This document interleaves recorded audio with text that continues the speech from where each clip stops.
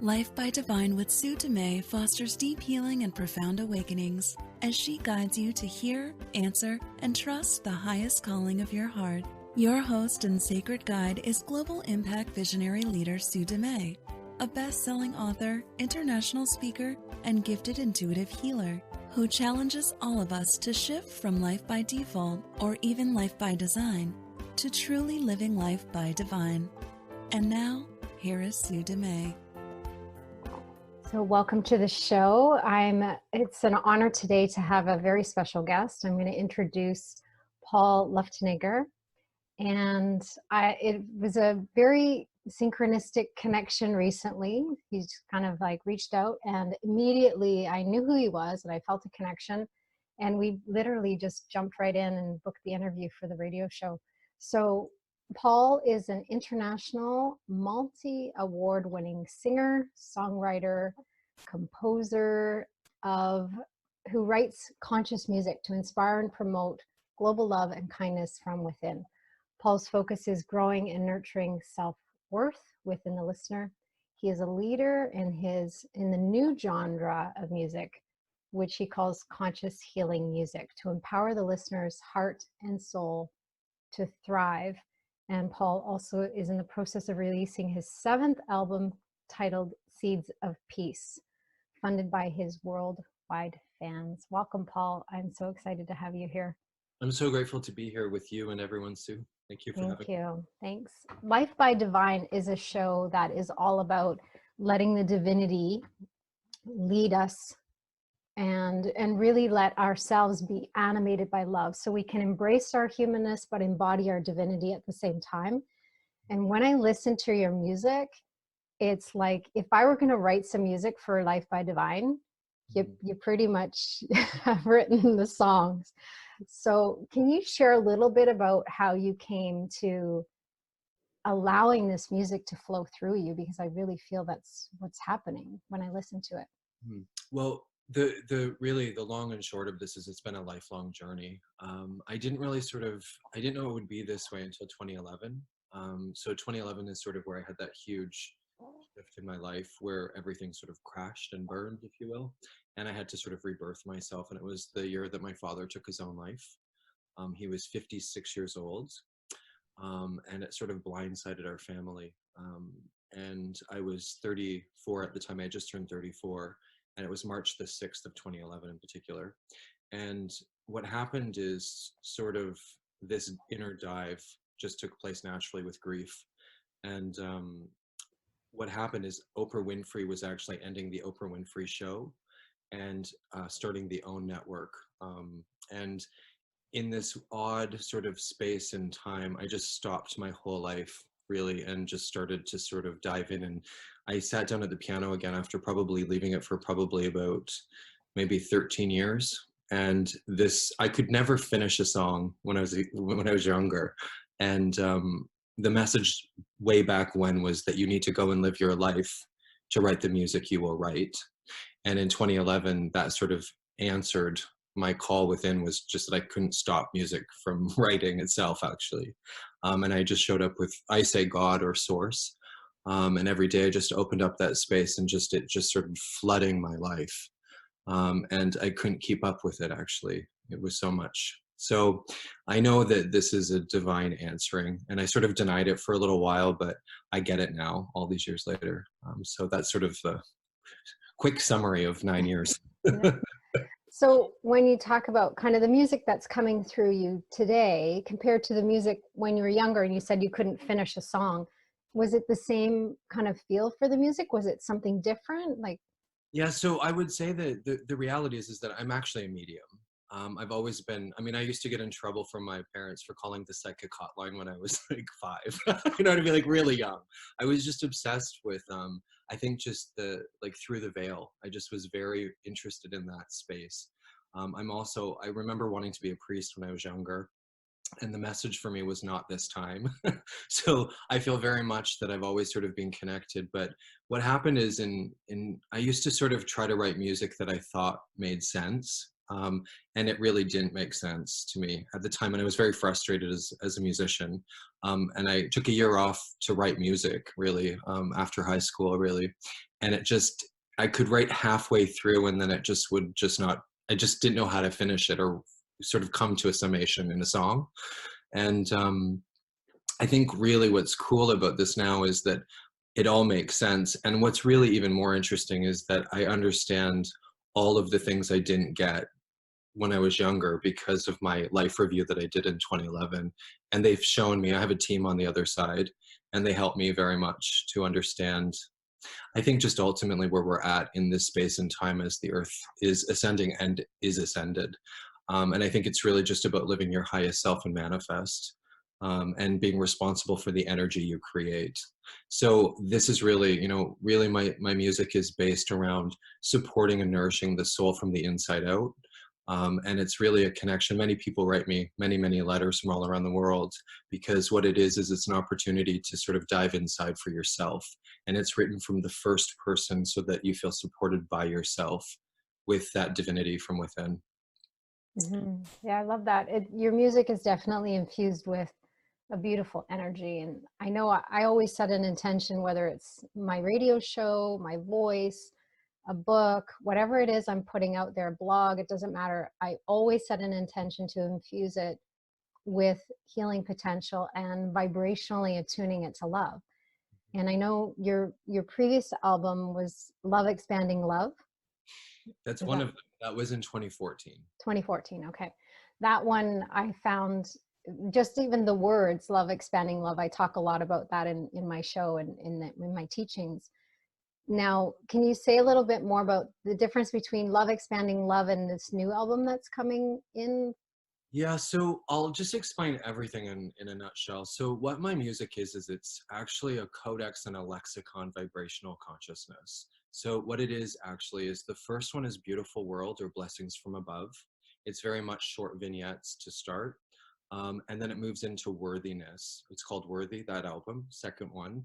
And the idea of this is to ascend really into your highest self and manifest. So then the third album is actually Diamond Light. My counsel on the other side is the Diamond Light Council. And then the fourth album is Love Expanding Love. The fifth album is the one that sort of changes things around, and that's actually The Miracle of You. And then the next album is Faith, and then Seeds of Peace. So this whole thing really is a collection of songs, and really the intention of all of them is to support you sort of as you become your highest self and heal any sort of trauma or pain from the inside out with yourself, with the divine sort of consciousness that's always present in presence from the inside space. So it's hard to sort of go into one album in particular from another, because really the ultimate goal is to be at peace from the inside out. And that's sort of that last album. So a lot of the other work is sort of to get to that space. So that's really, I mean, that's the way I would explain that.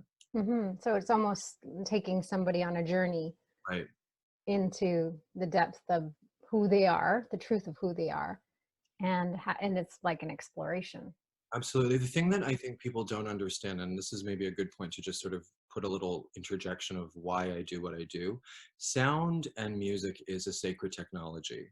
People don't really think about music, but it comes from the heart, it comes from the soul, and it comes from consciousness.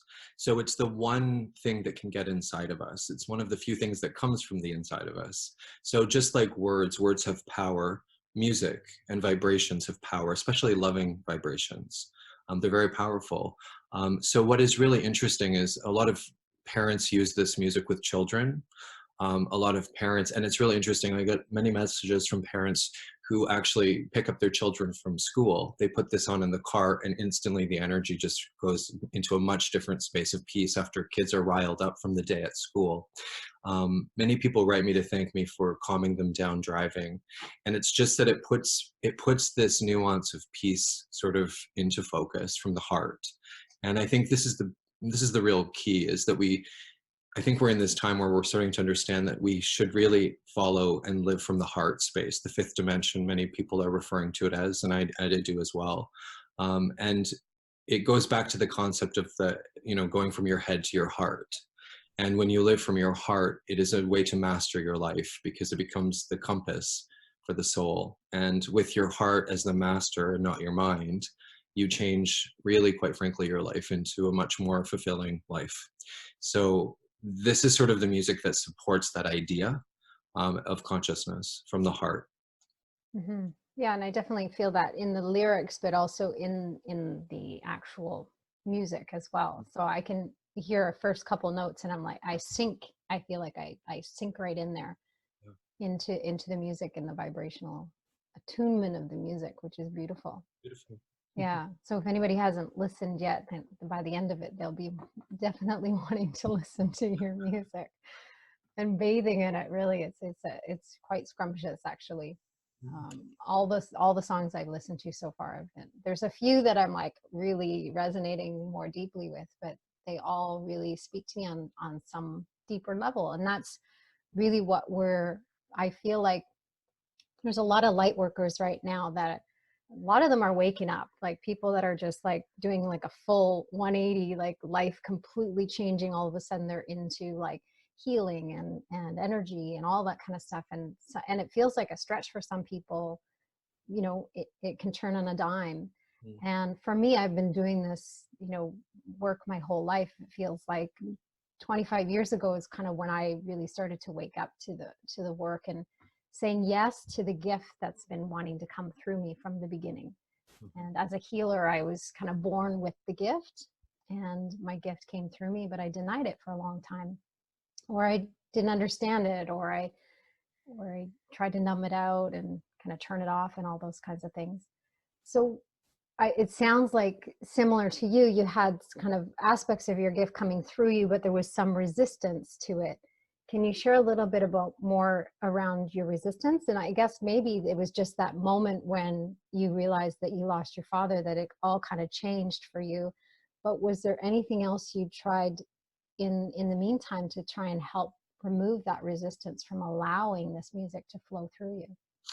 Well, I think the big thing about we are such huge beings. I think I always like to sort of look at life as sort of like we're like an iceberg. You can't see all of us until you do. And we're a lot bigger than just the surface bit. So for me, I think the great sort of awakening that I had been sort of preparing itself all along. And I actually think that it was very much divinely in flow the way that it happened for me. And like everyone, I think we're in that divine sort of I think just intelligence, let's call it, all along. And I think we're in these times of great change on the planet. These times have been predicted. This is not new news. Most religions have been predicting these times for a long time. And I think that what is beautiful is I had the beauty of being raised Catholic. Actually, there were some things in being Catholic that I didn't sort of subscribe to. Obviously, I'm gay as well. So my first real spiritual journey was actually, I always say, taking off my masks of being gay. That was easy compared to taking off my spiritual masks, because many people, I think, just in conventional three-dimensional world is, very judgmental of a spiritual identity. For me, I've always been with God. I always say I sit at the right-hand side of God. And I say that with great humility. I didn't understand how much that really means to me until 2011. But when your world sort of crashes and you have nothing to hold on to, you have to birth into something new. And I know that I've had so many jobs in my life doing so many different things that gave me so much contrast to what I could write about. I've worked in orchards, I've managed farms, I've worked in, went and lived in Australia for a while, I've lived in England, Bermuda, Canada, and it really gave me a world sort of view of things. So I never had a conventional life in many ways. And really being gay has been the greatest blessing of my life, because it freed me from sort of having to identify with someone else's version of who I should be. I had to sort of figure that out early on. And I had to sort of love myself first. So I think that in 2011, what happened is I feel very much that sort of everything just had to stop and start to spin again into, I think, just ultimately understanding that I was an energy, ultimately, and becoming responsible for the energy I would create. And like a microphone, energy goes into an amplifier, like life, and it goes out. And what music does is, first of all, it brings people together. This is the thing that I love. I have so many people that write me to thank me for the friendships that they've made through my community around the world. And the other thing is, when you put energy out, it comes back to you. And music is a very good example of how true that is, because when you put out good vibrations come back to you. And it wouldn't take too much. If you put something just on Facebook that was negative, I guarantee you, you would have negative back to you instantly. So I love people being responsible for the energy they create. And I think we're in that time where it's vital that we start talking about that, because it will influence the kind of life you have by what you put out. And we're living in a time where social media, Facebook, there's a lot of noise going on in the world. And we have to really center and become, I think, ultimately editors for what we expose ourselves to and what we put into the world, because our life really is quickly reflecting back to us these days. So I always like to remind people of energy. Yeah, and that's an important piece. And I know for me, when you kind of talk about the noise in social media, that I'm witnessing a lot of, resistance. I'm witnessing a lot of judgment and projection and anger, and like basically all the internal pain or all the internal resistance that hasn't been processed within each of us is then being projected outward if we don't understand how to actually process that energy or process those emotions or process those leftovers. And I talk a lot about, meeting, we see all this fear coming at us, and to be able to meet fear with love, that allows love to expand. Even if that fear is still present, we're still expanding love. So that's where I was really drawn to your one album called Love Expanding Love. Yes. And I've had a lot of practice lately, even because I've had some things come at me personally as well, like personal attacks coming in because I'm challenging some people for them not standing in their integrity. And there's a real, like, I have to pause and take a deep breath and go, okay, I can defend, I can go into fear in the way of defense, or I can stand in love. And what would love in action look like right now? What would that feel like? What would that look like? What would that sound like? And it's easy to respond in fear. It's easy to defend. It's easy to attack. It's easy to judge, because that's what we're programmed to do. That's what we're conditioned and shown over and over again what to do. But to respond from love is challenging, but the impact is way far greater than anything we can imagine. So to be able to recognize that everything we put out there, every word, every intention, every thought, even if it's not out loud, has an impact. And when we can actually set an intention to be love in action as much as possible, and when we forget, we forgive, but remember as much as possible, that's really where we're going to shift. And that's where we are shifting right now. So a lot of us are waking up to doing life differently, to being in the doing differently. Beautifully said. Yeah. So what are some of the things, I did a radio show recently on different ways to raise your vibrational frequency, and things that actually will kind of feed that vibration, and things that will kind of deny or numb out or dim down your vibration. So what are some of the things you do, like just daily practices or things that you do for self-care, soul care, that kind of keep you in that more higher vibration way of being? Yeah, great question. Okay, so the first thing that I'm going to dive back to 2011, what I worked on, because I think this is, going back to sort of descending, actually back into that is helpful for those listening. So the first thing that I just want to say is, I think the most important thing is, when you go to bed at night, make sure that you just take a moment for yourself and really understand that it's a moment to just be at peace when you sleep. So that's the first thing. I remember being able to turn off my mind when I was so devastated. And sometimes the world can be devastating. So really, before you go to bed, just really know that you get some refreshing space away. And really, block that out as sacred, because your bed where you rest your head is very sacred. So be mindful of that. That's the first thing. The second thing is, when you wake up in the morning, there's that beautiful inner space between sort of that waking sleep and waking up.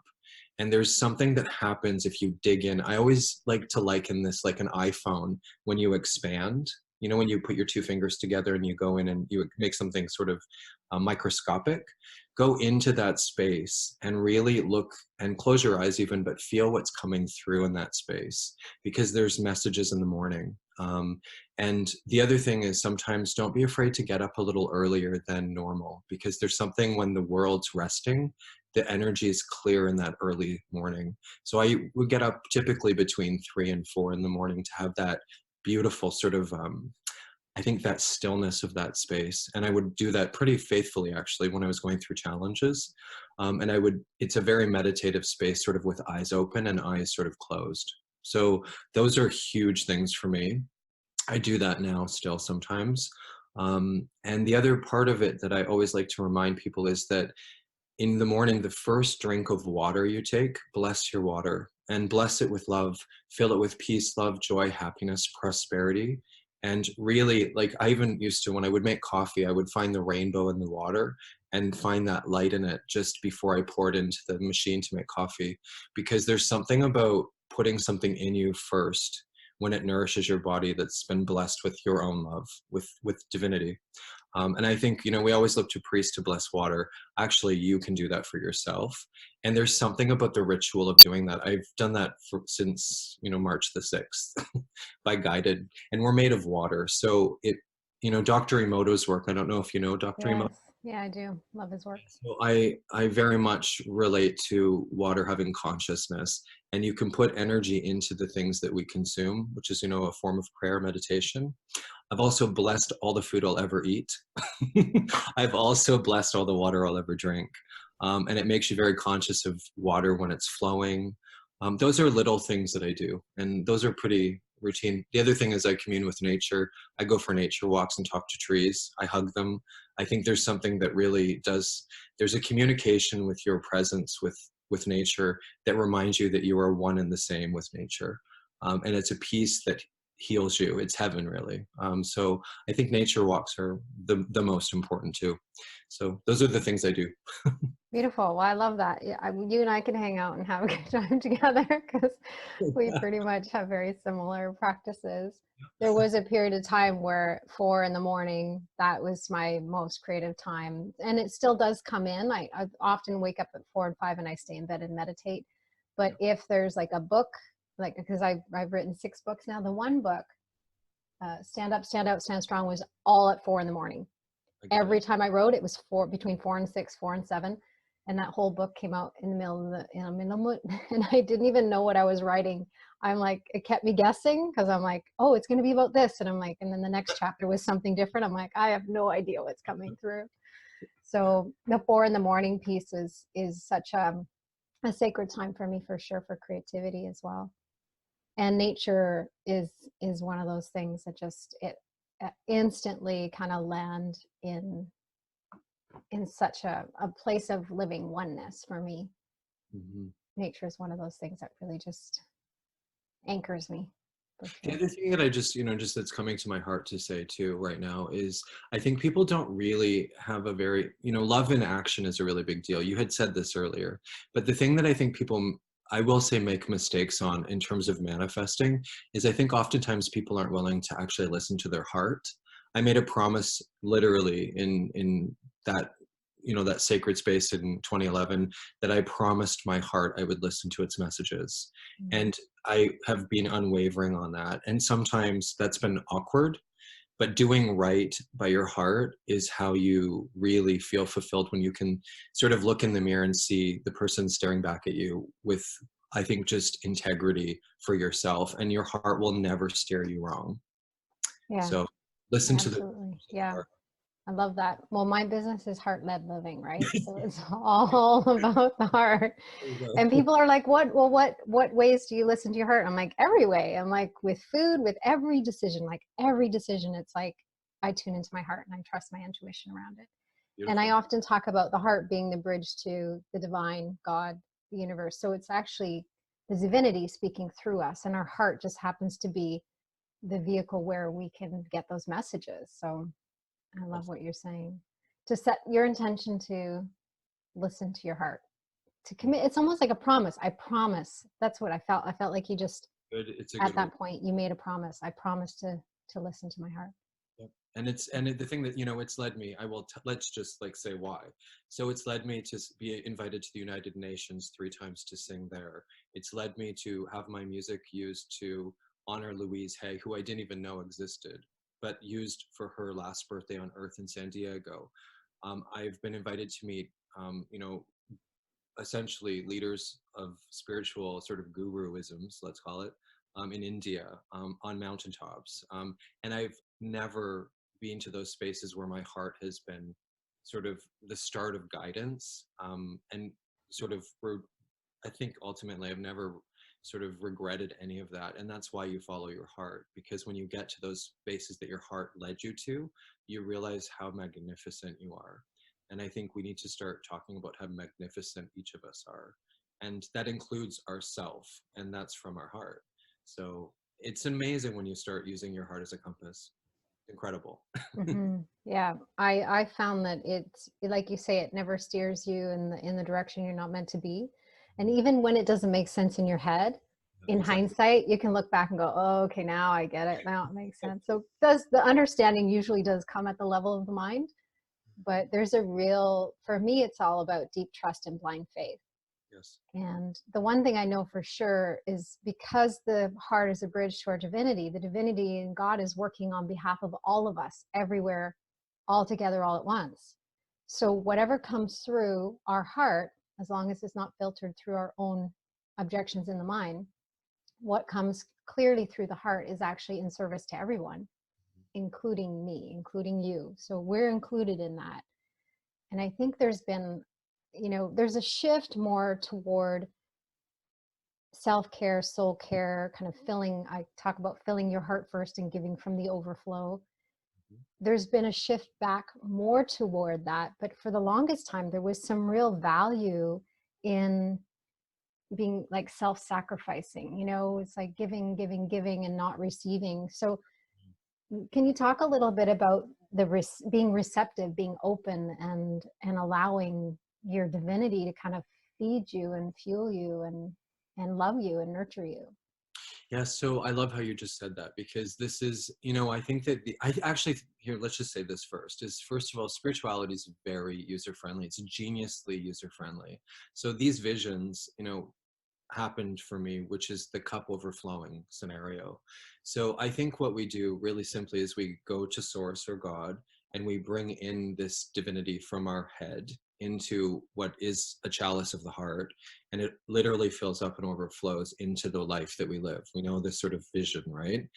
And I think what's really important is that there are people, unfortunately, in this world that will take what isn't theirs. I've learned and been in many circumstances where there are people that take without sort of asking. And you have to become, I think, a really centered person, because as you give, there are people that just want more, and it's never enough. So you have to find your boundaries in that too. So, and I think sometimes people don't talk about that enough, actually, because I know with service work, there are people that just, there's an insatiable appetite. So I've had to learn, through, these past 9 years, people want, what you give and more. And unfortunately, there's only so much sometimes to give. So I've had to learn sort of boundaries on some of that.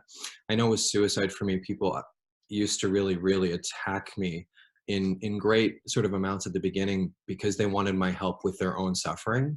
And the reality is I put my boundary up. And when someone would contact me about not being well, I simply said, I'm sorry, I can't help you. You need to contact a professional.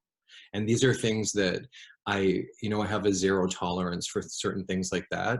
And I think these are things that you have to just sort of go through. I think it's a natural growth process. But I do think that the inner space, filling that cup up and doing that in the morning is, how I start the day. And then you sort of just see where the day takes you. And it's funny because, we all have to make money certain ways. I have sort of 3 businesses. So music doesn't, it's a balanced life, but music isn't my all and my everything either. And I think actually being in the 3-dimensional world sometimes is about making sure that you're involved with things that aren't related to your spiritual endeavor. I think it's really good to just be doing things at times that have nothing to do with that, in a way. And that balance is becoming whole. And those are things that I think over time you start to learn more and more of.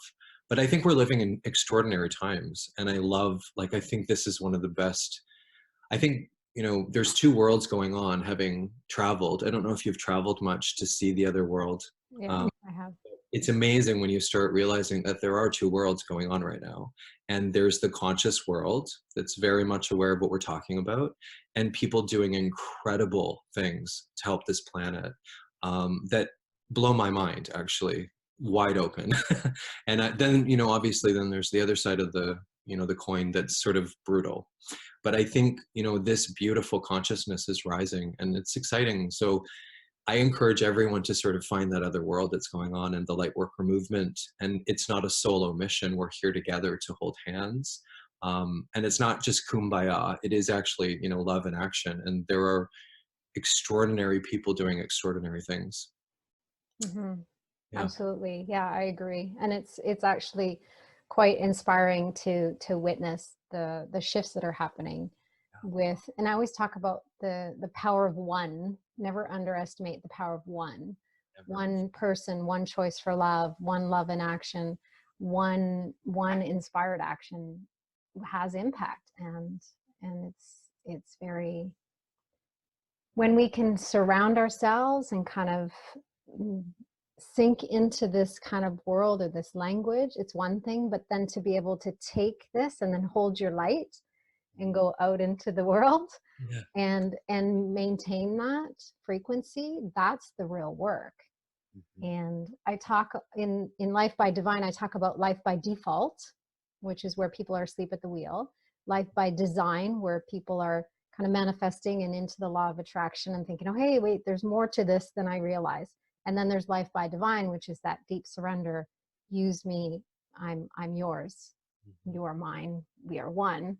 And we allow that divinity to work through us. When I meet the people that are in life by default, that's my work, is really, how do I hold my own? How do I stand up inside myself and hold my own light and be in the world that way? Mm-hmm. And again, we're meeting that fear or that programming or that, people that are living with the blinders on their eyes, still asleep. How do we meet them with love? How do we meet them in a way that we don't have to wake them up?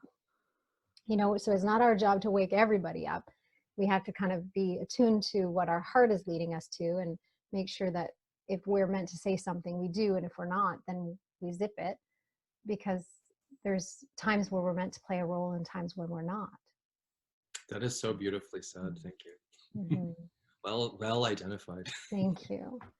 So with your where do you see yourself going with your music? I know that you have the new album coming out, but what do you have any vision, or do you hold an intention? Like what do you see happening? Well, so the last album I released, actually, I wrote it last year at this time, and finished it. So it's out. So Seeds of Peace is out. Okay. It's been sort of flowing sort of into this year. It was my New Year's resolution. One of the songs is Do You Know? So it's all the things that I know that I've learned in that one song and in this album. And the thing that's interesting, it's funny, I didn't expect this today. I really haven't been inspired to do another album until today. And I didn't expect this today. I set up my equipment. I just did a really big event in Toronto this past weekend. And my sound stage has been sitting in my living room. It's all been packed away, right? And today I was sitting there and I started just unpacking it. And I just sat down to play, really unplanned playing. And I had this divine knowingness, which is how this happens for me, that I would basically do an album of lullabies. And I haven't announced this to anyone before right now. And I wrote the person that I want to do this with, and she's quite famous for something really cool, and she agreed. I won't say anything yet about it, but this happened today and I didn't expect it. So I think it's going to be basically a collection of lullabies for children and the inner child, because I think that's really where I'm at after peace. So it's going to be messages to a child, and I think we're all children. So it will be appropriate for all So I'm excited about it. It was a really beautiful morning that way. Hmm. Well, it's interesting because as you were saying, it's like, oh, I'm going to write lullabies for children. I'm like, and adults, like, like immediately. And then you expanded on it. I'm like, yeah, I want it too. Like, Yeah. we all have that needy inner child, or that part of us that still needs the nurturing and the love and the compassion that we maybe never got at certain times in our lives. So, Beautiful. hmm, I love that. I love that. So if people want to get in touch with you and find out more about your music, how can they do that?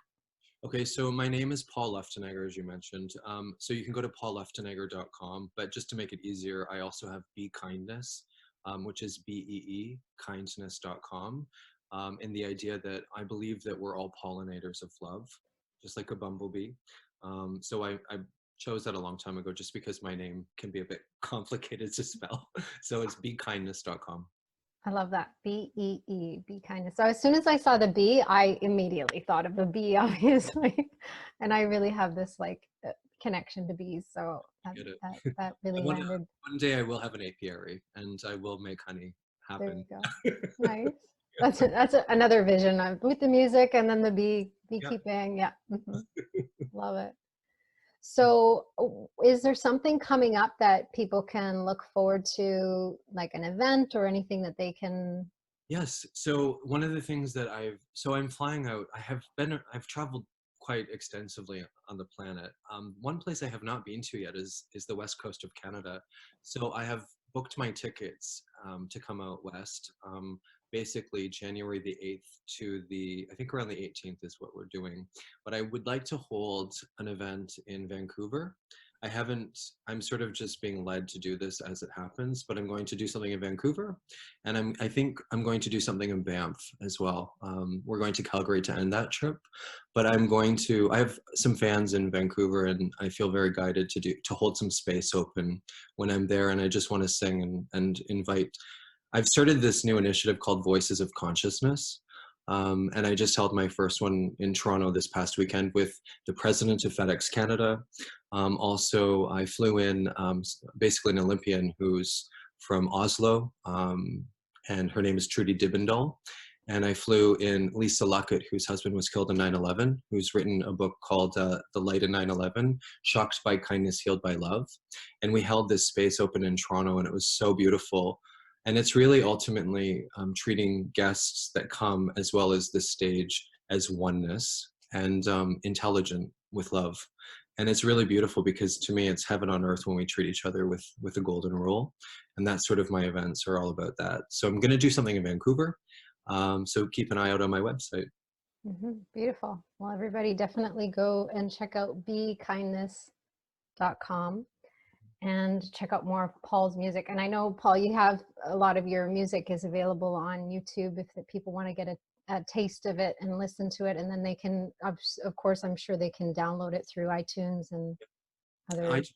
I've basically distributed my last 5 albums are through CD Baby. So on my website, there's a listening page that you can actually listen to some of that on there. As well, there's also on Amazon.com. There's my first 2 albums are through Amazon on demand. Oh, great. Okay. Beautiful. And iTunes for all of it too. iTunes, great. Okay.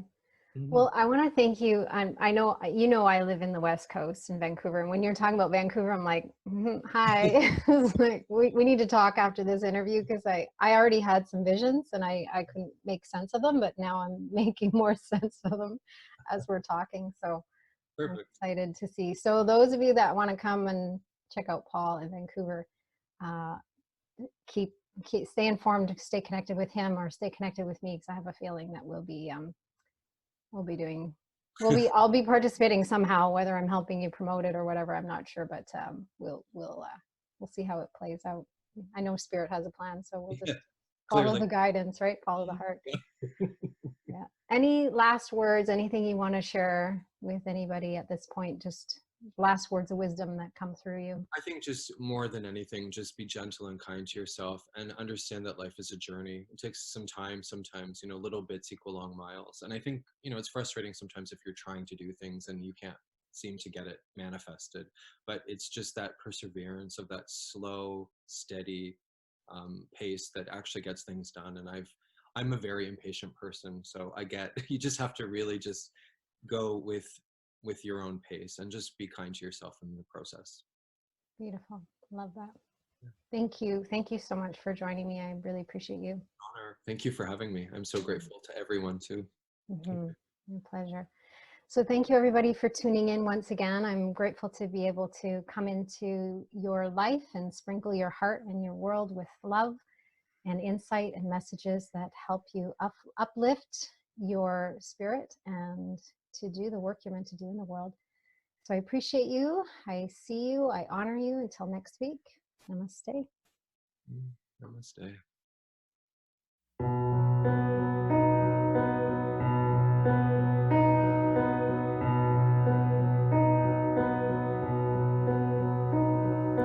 Put your hand on your heart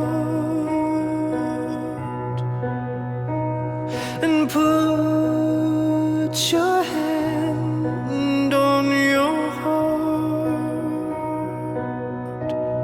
and say I love you and close your eyes. Feel your breath beneath that beautiful heart in your chest, and look inside of your soul. There is a love coming to life. I see your love as one love. I feel the joyfulness of bliss in this. And can you see your waterfall, and your heart is leading to it all? Your stream, how it flows, it glistens as it goes, and shine your light, and shine your heart. Shine your light and shine your heart. You are a radiant starlight, and raise your light and put your hand on your beautiful heart and put your hand on your beautiful heart and say I love you. I love you. And close your eyes, feel your breath beneath that beautiful heart. Yes, there's a beautiful heart in your chest.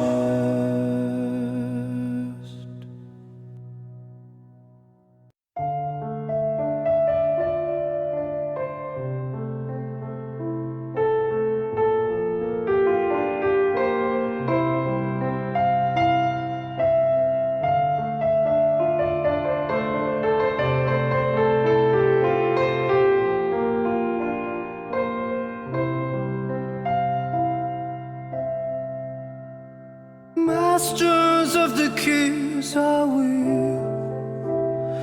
and masters of all that can be. All thin heaven's gates, call the angels and the saints, forgive the hearts that hurt. And love and peace will come, and peace will come when we love, be love, be love. And let the light of God shine in, hold the light of all that is be known, be known. And come together and love together forever. And love, we are one when we love. And so through the sky, and time is on your side, and be blown on by the winds, and feel the love within. Oh, God is all around you, and God is within you. Be known for your love, be known for your heart.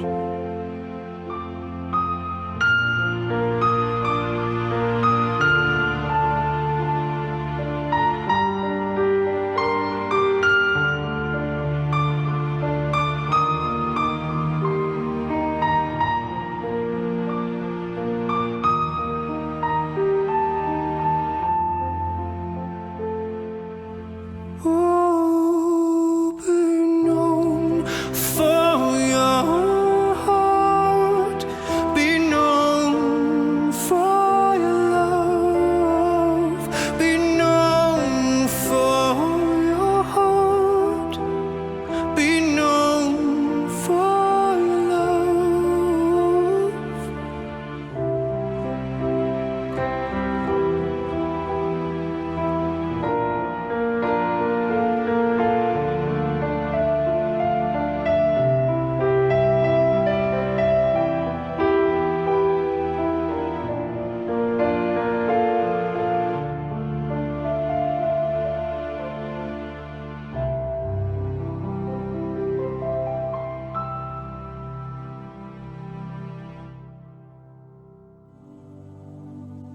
The Heart-Led Living Intuition Academy with Sue Dumais is a unique unschooling experience designed to unwind, clear, and align your intuitive channel. And the doors are open for you now. Experience unwavering faith and deep trust in your intuition as you strengthen your connection to Source, allowing you to walk through every moment with more peace, confidence, clarity, and certainty. Experience this deep personal transformation with Sue's guidance, including the option to share what you learn as a certified intuitive coach. This is your time to unwind and reprogram your mind, to rebuild your foundation and realign with your intuitive heart. Enrollment is now open. Apply today at heartledliving.com/Intuition Academy. Again, that's heartledliving.com/Intuition Academy. You've been listening to Life by Divine with your host, Sue Dumais. Shift your consciousness from head to heart and enliven your soul as you discover how to lead with your heart and live your own life by divine. Join Sue in the growing global Heart-Led Living community at heartledliving.com. That is heart, L-E-D, living.com.